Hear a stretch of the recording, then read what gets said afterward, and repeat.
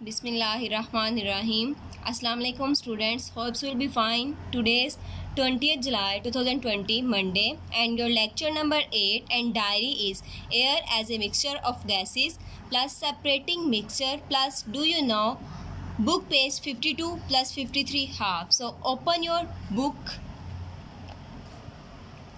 page 52 air as a mixture of gases. अच्छा, इसमें mixture का पीछे हमने डेफिनेशन भी पढ़ी हुई थी। मिक्सचर हम उस चीज़ को कहते हैं कि अगर दो या दो से ज़्यादा चीज़ें आपस में मिक्स हों लेकिन केमिकली मिक्स ना हो, उस चीज़ को हम मिक्सचर कहते हैं। अब एयर भी हमारे पास मिक्सचर है। किसका मिक्सचर है? गैसेस का। एयर में डिफरेंट गैसेस होती हैं, वो हम पढ़ेंगे कि कौन कौन सी गैसेस होती हैं। अगर गैसेस हैं, मिक्सचर है, तो हमने कहा था मिक्सचर में हम एलिमेंट्स को इजीली सेपरेट आउट कर सकते हैं। ठीक है, तो अगर हम एयर में से किसी भी गैस को सेपरेट आउट करना चाहें तो वो भी हम लोग कर सकते हैं। Air is a mixture of gases. हमारे पास एयर डिफरेंट तरह की गैसेस का मिक्सचर है। The largest component of air is nitrogen gas. अब एयर में सबसे ज़्यादा कौन सी गैस है? सबसे ज़्यादा कंपोनेंट कौन सा मौजूद है उसमें, मतलब जो डिफरेंट गैसेस हैं उसमें सबसे ज़्यादा कौन सी गैस है? ये बात आप लोगों ने हमेशा याद रखनी है। सबसे ज़्यादा पाई जाने वाली गैस नाइट्रोजन गैस है। कितने % पाई जाती है? Which is about 78%। अगर 100 है तो 100 में से 78% खाली नाइट्रोजन ही पाई जाती है। इसकी रीज़न भी है कि एयर में सबसे ज़्यादा, हालांकि हमें तो ऑक्सीजन की ज़रूरत होती है, तो सबसे ज़्यादा नाइट्रोजन क्यों पाई जाती है?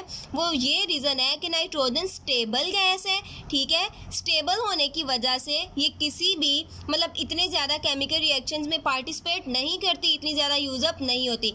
लेकिन ऑक्सीजन हमारे पास स्टेबल नहीं है, वो किसी ना किसी केमिकल रिएक्शन में पार्टिसिपेट करती रहती है। सो यही रीज़न है कि नाइट्रोजन का लेवल सबसे ज़्यादा 78% है और उनमें से 21% of air is the oxygen gas. अब एयर में 78% नाइट्रोजन और 28% कौन सी गैस है? ऑक्सीजन गैस है। अब बाकी 1% बच गया 100 में से। अब जो बाकी गैसेस हैं वो 1% पाई जाती हैं उनमें से। Many other gases like carbon dioxide, helium, ETC from remaining 1% of the air. और बाकी जो 1% बच जाती हैं वो कार्बन डाइऑक्साइड और हीलियम वगैरह पाई जाती हैं। ये बहुत ही थोड़ी अमाउंट में पाई जाती हैं। अब देखें, each gas in the air keeps its individual identity and can be separated. हर जो गैस होती है उसकी अलग से आइडेंटिटी, उसकी अपनी शनाख्त होती है। जैसे हमने कहा, हम लोगों ने सेपरेट आउट किया हुआ है ना कि एयर में नाइट्रोजन होती है, एयर में कार्बन डाइऑक्साइड है, एयर में ऑक्सीजन है। हर एक की अलग आइडेंटिटी है। हम इनकी पहचान कर सकते हैं और इनको सेपरेट आउट भी कर सकते हैं। क्यों? क्योंकि हमने पढ़ा था कि मिक्सचर में वो केमिकली कंबाइन नहीं होती, इसलिए उनको सेपरेट आउट करना ईजी है। Beside gases, air also contain water vapors, particles of dust, smoke and pollen grains। कहते हैं कि यही नहीं कि सिर्फ एयर में गैसेस पाई जाती हैं, एयर सिर्फ गैसेस का मिक्सचर है। इसके अलावा एयर में वाटर वेपर्स पाए जाते हैं, पार्टिकल्स ऑफ डस्ट, डस्ट के पार्टिकल्स पाए जाते हैं, स्मोक एंड पोलन ग्रेन्स। आप स्मोक भी एयर में शामिल होती रहती है, पोलन ग्रेन्स भी एयर में शामिल है। कहते हैं एयर में उसके अलावा, उन गैसेस के अलावा ये सारी चीज़ें भी पाई जाती हैं। आप कहते हैं which component of air are elements and which are compounds. Air में जितने भी कंपोनेंट पाए जाते हैं उनमें से कौन से एलिमेंट्स हैं और कौन से कंपाउंड हैं, कह रहे हैं ये आपने सॉर्ट आउट करना है। इनको बताएं आप, क्योंकि आप एलिमेंट्स का कॉन्सेप्ट पढ़ चुके हैं, आप कंपाउंड्स का। एलिमेंट्स के बारे में आपने पढ़ा था कि अगर मैटर एक ही किस्म के एटम्स पे कंसिस्ट हो उसको एलिमेंट कहते हैं। और कंपाउंड पढ़ा था कि एक या एक से ज़्यादा एलिमेंट्स के केमिकली मिलने से जो चीज़ बनती है उसको कंपाउंड कहते हैं। अब यहाँ पे ऊपर देखें, नाइट्रोजन एक ही किस्म नाइट्रोजन के एटम से मिलके बनी होगी, इसलिए हमारे पास नाइट्रोजन एक एलिमेंट है। बात करते हैं आगे ऑक्सीजन भी ऑक्सीजन के एटम से खाली मिलके बनी है, ऑक्सीजन भी एलिमेंट है। कार्बन डाइऑक्साइड, अब कार्बन के एटम से मिलके बनी हुई है और ऑक्सीजन के, तो ये हमारे पास दो डिफरेंट तरह के एलिमेंट्स मिले हैं और वो केमिकली मिले हैं। कार्बन डाइऑक्साइड, तो कार्बन डाइऑक्साइड हमारे पास क्या होगी? कंपाउंड होगी। बाकी भी आप लोगों ने इस तरह से देख लेने हैं। आप नेक्स्ट देखें, level of carbon dioxide in air. आप एयर में कार्बन डाइऑक्साइड का लेवल देखते हैं।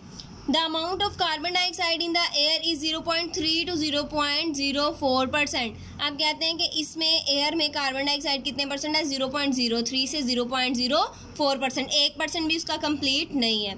All green plants use this carbon dioxide to make their food during photosynthesis। हालांकि हम लोग तो कार्बन डाइऑक्साइड को रिलीज करते हैं ना, तो कार्बन डाइऑक्साइड वो कहाँ पे जाती है, उसमें इतना कम लेवल क्यों है एयर में कार्बन डाइऑक्साइड का? क्योंकि आप लोगों को पता है फोटोसिंथेसिस के प्रोसेस में प्लांट्स क्या करते हैं, यही वाली कार्बन डाइऑक्साइड को यूज़ कर लेते हैं, ठीक है, इसलिए उसका इतना कम लेवल है।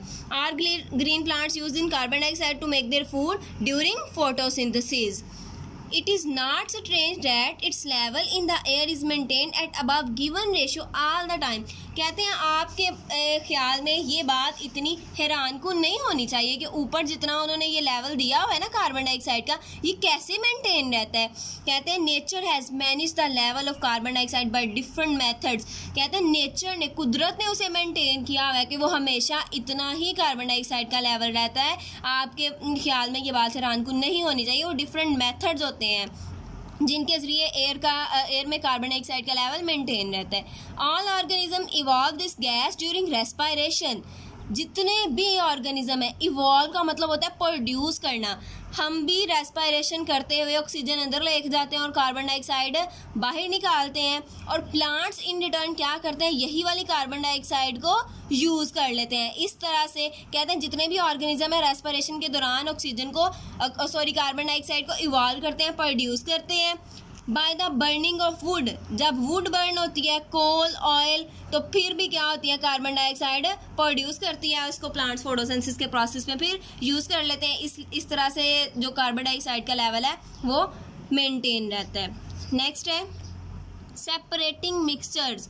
सेपरेटिंग का मतलब होता है अलहदा करना। मिक्सचर्स, अब हम मिक्सचर, हमने तो ऊपर पढ़ा हुआ है कि मिक्सचर में से हम एलिमेंट्स को अलहदा कर सकते हैं। अब कैसे कर सकते हैं, इसके लिए कुछ मेथड्स हैं। आज हम एक उसका मेथड पढ़ेंगे, फिल्ट्रेशन वाला। We have learn that the component of mixture can be easily separated. कहते हैं हमने पीछे पढ़ लिया है कि हम मिक्सचर में से कंपोनेंट्स को आसानी से सेपरेट आउट कर सकते हैं, अलहदा कर सकते हैं। This separation has important application in our everyday life. कहते हैं इस सेपरेशन की कुछ एप्लीकेशन है कि हम क्या क्या मेथड अप्लाई कर सकते हैं। सबसे पहला मेथड है फिल्ट्रेशन। फिल्ट्रेशन कहते हैं साफ करना, प्योर करना किसी चीज़ को। आप देखें, filtration is a method. Filtration एक ऐसा अमल है in which we use a filter, जिसमें हम एक filter, in which we use a filter paper, जिसमें हम एक फिल्टर पेपर को इस्तेमाल करते हैं। Or filter cloth to separate insoluble solids of a mixture from a liquid. हमारे पास कोई लिक्विड है, ठीक है, उसमें अगर इनसॉल्युबल सॉलिड पाया जा रहा है तो उसको हमने अलहदा करना है, लिक्विड में से उस सॉलिड चीज़ को अलहदा करना है। उसके लिए हम फिल्ट्रेशन का मेथड यूज़ करते हैं, और उसमें हम या तो फिल्टर पेपर को इस्तेमाल करते हैं या फिर फिल्टर क्लॉथ को इस्तेमाल करते हैं। और वो हम करते कैसे हैं वो भी आगे नेक्स्ट हम डिटेल से पढ़ते हैं। अब कहते हैं we use strainer for separating tea leaves from tea. आप कहते हैं जब आप लोग चाय बनाते हैं, चाय में से आपने पत्ती को निकालना होता है, तो आप लोग क्या करते हैं, स्टेनर रखते हैं, स्टेनर के ऊपर से चाय को गुजारते हैं, तो जो चाय होती है वो कप में चली जाती है और जो पत्ती होती है वो ऊपर स्टेनर में रह जाती है, क्योंकि वो लिक्विड में सॉलिड होते हैं, उनको हमने सेपरेट आउट करना होता है। तो उसके लिए हम स्टेनर यूज़ करते हैं। स्टेनर यहाँ पे हमारे पास फिल्टर पेपर के तौर पे काम कर रही है, क्योंकि इसने लिक्विड में से उस सॉलिड इम्प्योरिटीज़ को निकाल दिया है। This is also a process of filtration. कहते हैं ये भी फिल्ट्रेशन का एक प्रोसेस है। In a water filtration plant filtration is use to separate solid impurity from dirty water.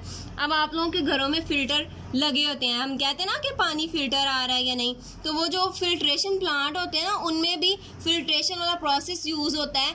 वो क्या करता है, वहाँ पे भी वो फिल्टर पेपर लगाते हैं। वो क्या करते हैं, वो जो गंदा पानी होता है ना, वो फिल्टर पेपर के ऊपर ही जो डस्ट वगैरह या जो भी इस तरह के पार्टिकल्स होते हैं, सॉलिड इम्प्योरिटीज़ वगैरह होती हैं, वो फिल्टर पेपर के ऊपर आ जाती हैं और बाकी साफ़ पानी आपके घरों में आता है। अब इसमें से फिल्ट्रेशन में ऐसे आपके पास एक फ़िल्टर पेपर सा बना हुआ होता है। फिल्ट्रेशन करते कैसे हैं, ये आपकी बुक पे डायग्राम नहीं है, आप लोगों को समझाने के लिए मैं आप लोगों को ये डायग्राम एक्सप्लेन कर देती हूँ ताकि आपका कॉन्सेप्ट क्लियर हो जाए। इसके लिए हमारे पास ये देखें, आपको एक स्टैंड नज़र आ रहा है, यहाँ पे ये स्टैंड लगा हुआ है, और स्टैंड के यहाँ पे हम एक फ्लास्क होती है, फ्लास्क को फिट करते हैं और उस फ्लास्क के अंदर इसके अंदर फिल्टर पेपर रखा हुआ होता है हमने, ठीक है, और नीचे हमने एक बीकर रखा हुआ होता है। अब हमारे पास ये वाला जो बर्तन है ना, ये देखिए ये फिल्टर पेपर उन्होंने दिखाए हुए हैं, इस तरह का फिल्टर पेपर है, बिल्कुल जिस तरह की फ्लास्क है उस तरह की शेप का इसके अंदर हमने रख दिया हुआ है। अब इसमें आप समझे पानी है और पानी में आपके पास इम्प्योरिटीज़ हैं, फॉर एग्जांपल आपके पास स्टोन अंदर पत्थर है या कुछ इस तरह की चीज़ है, आपने इसको फिल्टर करना है। आप क्या करेंगे, इसको इस फिल्टर पेपर के ऊपर से ऐसे गुजारेंगे पानी को, जो साफ़ पानी है वो यहाँ पे इस बीकर में आ जाएगा और जो इम्प्योरिटीज़ हैं फॉर एग्जांपल जो स्टोन्स वगैरह हैं वो इस फिल्टर के पेपर के ऊपर ही रह जाएंगे। इस तरह आपके पास पानी क्या हो गया, साफ़ हो गया और फिल्टर हो गया। यही था आप लोगों का। और नेक्स्ट आप लोगों ने आपकी बुक पे है, बुक पेज नंबर 53 है, उसमें है डू यू नो, कहते हैं the hair and mucus in our nose help in the filtration of air before entering the lungs. अब आपके लंग्स में जो एयर जाती है, हम ऑक्सीजन लेके जाते हैं, कहते हैं आप नोज़ के जरिए हम लेके जाते हैं ना, आपके नोज़ में हेयर्स होते हैं और म्यूकस होता है, ये आप लोगों ने बात नोट की होनी है। उनका काम क्या होता है, क्यों अल्लाह ताला ने हेयर्स रखे हैं, क्यों आपके नोज़ में म्यूकस है, क्योंकि जब हम सांस लेते हैं तो उसके साथ हम डस्ट को भी अंदर लेके जाते हैं, क्योंकि हमने पढ़ा है कि एयर में डस्ट भी मौजूद होती है। तो वो जो डस्ट या इस तरह के कोई भी हार्मफुल सब्सटेंसेस होते हैं ना, वो आपके नोज़ में एयर और म्यूकस के साथ चिपक जाते हैं और बाकी जो एयर होती है ना, ऑक्सीजन होती है, वो आपके लंग्स में चली जाती है। Our kidneys filter the blood and separate waste material in the form of urine. अब हमारी किडनीज, हमारे जो गुर्दे होते हैं, वो क्या करते हैं, ब्लड को फिल्टर करते हैं and separate waste material in the form of urine, मतलब कि वो ब्लड को फिल्टर करके उसमें से यूरिन की फॉर्म में, यूरिन हमारी बॉडी में नहीं चाहिए होता, ये वेस्ट प्रोडक्ट होता है, ये का सारा काम किडनी का होता है, ब्लड को बॉडी में भेज देती है फिल्टर करके और बाकी यूरिन हमें नहीं चाहिए होता इसको बॉडी से बाहर।